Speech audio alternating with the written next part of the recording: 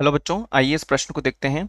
प्रश्न में हमसे पूछा गया है कि अर्धसूत्री विभाजन होता है। विकल्प हैं हमारे पास ए अर्धसूत्री विकोशिका, बी कोनिडिया, सी हमारे पास है मुकुलन और डी है हमारे पास गुरु बीजाणु।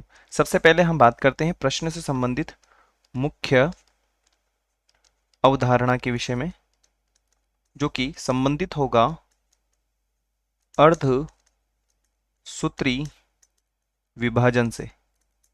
अब हम बात करते हैं सबसे पहले कि अर्धसूत्री विभाजन होता क्या है। तो जो अर्धसूत्री विभाजन होता है तो यह दो चरणों में संपन्न होता है। हम कह सकते हैं कि दो चरणों में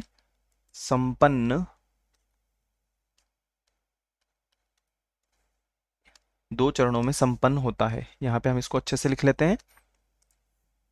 दो चरणों में संपन्न होता है, अर्थात हम यहां पर एक प्रथम चरण और द्वितीय चरण की बात करते हैं।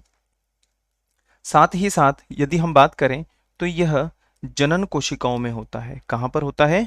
हम लिख सकते हैं कि जनन कोशिकाओं में पाया जाने वाला विभाजन, जनन कोशिका में पाया जाने वाला विभाजन होता है।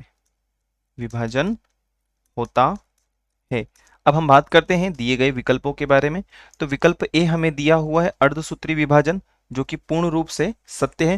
भाई, अर्धसूत्री कोशिका के अंदर अर्धसूत्री विभाजन पूर्ण रूप से पाया जाएगा, जो कि सही है। विकल्प बी के बारे में यदि हम बात करें तो यहाँ पे हमें दिया हुआ है कोनिडिया। अब यहाँ पे हम समझते हैं कोनिडिया में क्या होता है। कोनिडिया एक तरीके से कवक होता है। क्या होता है? कवक होता है। और कवक के बारे में यदि हम बात करें तो ये कैसा होता है? अलैंगिक जनन पाया जाता है।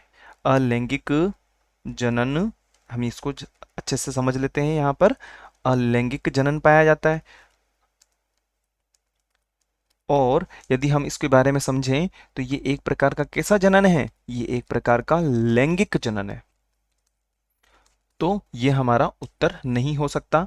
बी के बाद में हम सी के बारे में बात करें तो मुकुलन। तो मुकुलन में यदि हम बात करें तो मुकुलन में भी कैसा जनन पाया जाता है? अलैंगिक जनन पाया जाता है। अलैंगिक जनन पाया जाता है, अतः ये भी हमारा उत्तर नहीं होगा। डी के बारे में यदि हम बात करें बीजाणु, तो समझिएगा, तो बीजाणु में क्या होता है कि लैंगिक भी पाया जाता है, लैंगिक व अलैंगिक भी पाया जाता है। परंतु यदि हम बात करें जनन कोशिका के बारे में तो यहाँ तो सिर्फ एक ही पाया जाएगा और वो है लैंगिक जनन।